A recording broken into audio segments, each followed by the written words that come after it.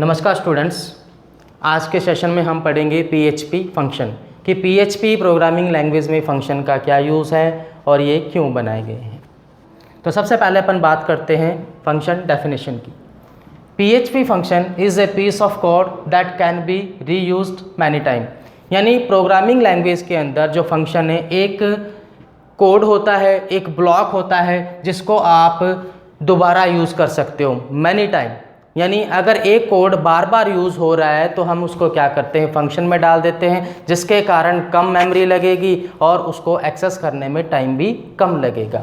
यानी अगर programmer function का यूज़ करता है तो यूज़ करने के दौरान वो मेमोरी का स्पेस, मेमोरी का टाइम और अपने प्रोग्राम को एग्जीक्यूट होने में जो समय लगता है उसको बचा सकता है।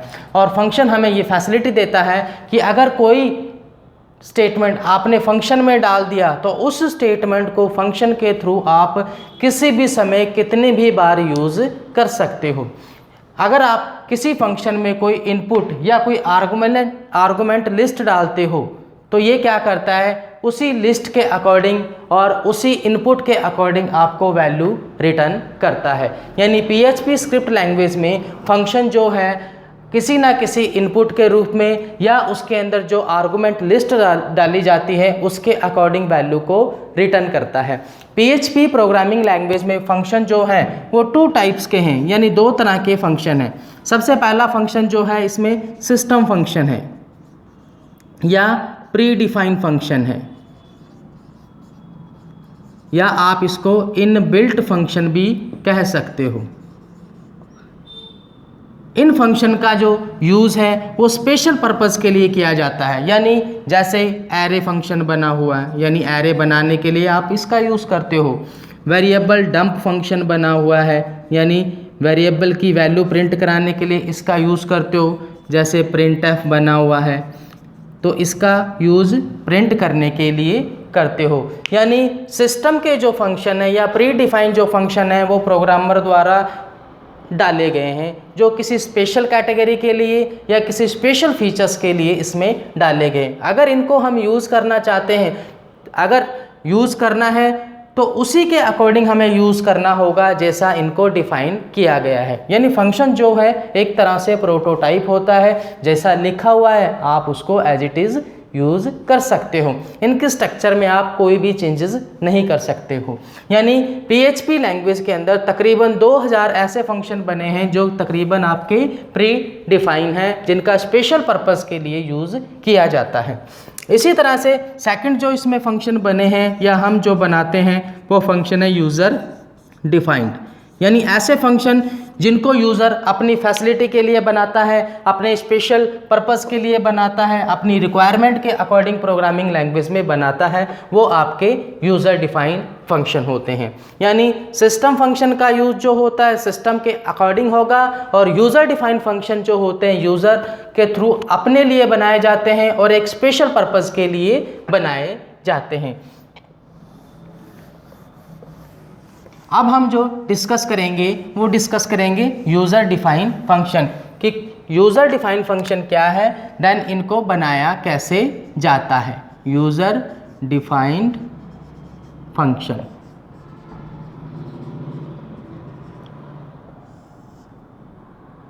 अब जैसे नाम से ही पता लग रहा है, ऐसे फंक्शन जो यूज़र अपनी फैसिलिटी के लिए बनाता है वो आपके यूज़र डिफाइंड फंक्शन होते हैं। और पीएचपी स्क्रिप्ट लैंग्वेज में इनको बनाने का एक सिंटैक्स है। फंक्शन बनाने के लिए आपको फंक्शन कीवर्ड का यूज़ करना होगा और फंक्शन का नाम देना होगा जिसके अकॉर्डिंग आप फंक्शन बनाया है या जो आप फंक्शन बनाते हो। उसके बाद ब्रैकेट लगाते हो, उसके बाद आपको उसकी बॉडी डिक्लेयर करनी होती है, यानी कर्ली ब्रेसेस, और उस कर्ली ब्रेसेस के अंदर आप कोई भी स्टेटमेंट देते हो।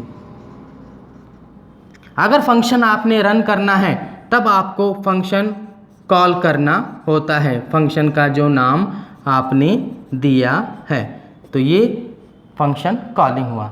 यानी फंक्शन बनाने की 2 कंडीशन है। सबसे पहली बॉडी ऑफ फंक्शन, यानी वो फंक्शन की एक बॉडी बनानी पड़ेगी। उसके बाद अगर उसका यूज़ करना है तो उस फंक्शन को कॉल करना होगा और कॉलिंग दैट सेम टाइम। इसी तरह से अगर PHP में ये आपने फंक्शन बनाना है तो कुछ इसका सिंटैक्स यूज़ करते हुए हम इस प्रकार से बनाते हैं।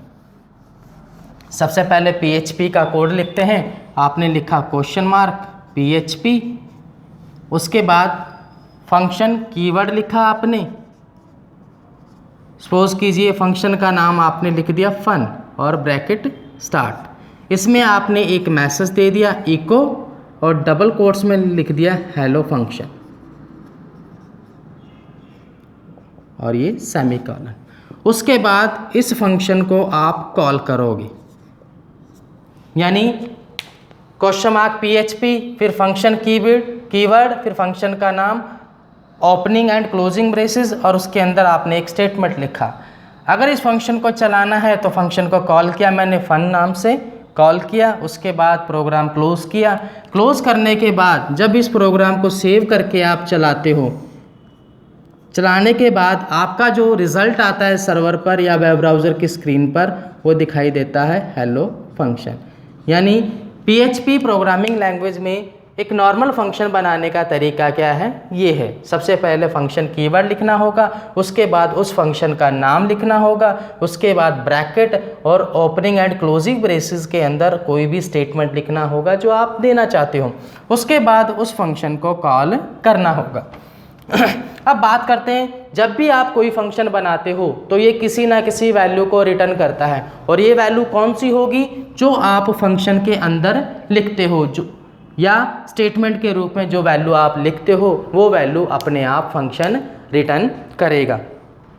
यूज़र डिफाइन जो फंक्शन है वो PHP स्क्रिप्ट लैंग्वेज में अलग अलग कैटेगरी के अकॉर्डिंग है बने हुए हैं, या अलग अलग कैटेगरी के अकॉर्डिंग हम बनाते हैं। जिसमें सबसे पहली कैटेगरी जो है वो आपका है एम्प्टी फंक्शन। एम्प्टी फंक्शन या आप इसको बोलते हो ब्लैंक फंक्शन, यानी खाली फंक्शन। सेकंड जो है आपका वो है पैरामीटराइज या आर्गुमेंट।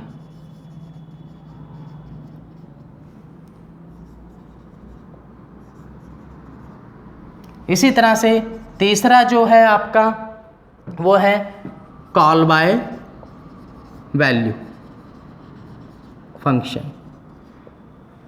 चौथा जो है कॉल बाय रेफरेंस फंक्शन। पांचवा जो है आपका default argument function.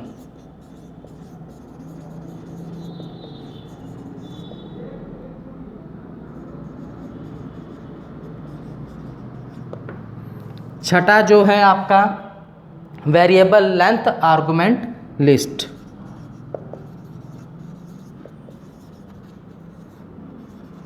Variable length argument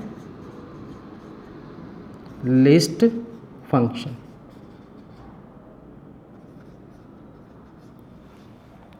यानी PHP प्रोग्रामिंग लैंग्वेज में यूज़र डिफाइन जो फंक्शन है वो अलग अलग कैटेगरी के अकॉर्डिंग यूज़र बनाता है।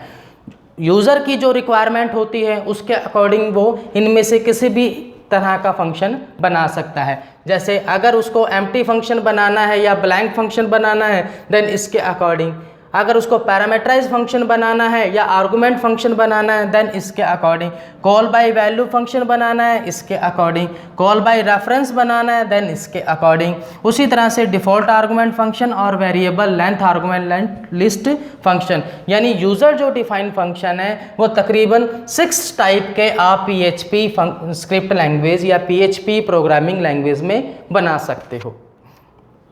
इनका डिटेल में डिस्क्रिप्शन पढ़ने के लिए हम नेक्स्ट सेशन का वीडियो देखते हैं। Thank you.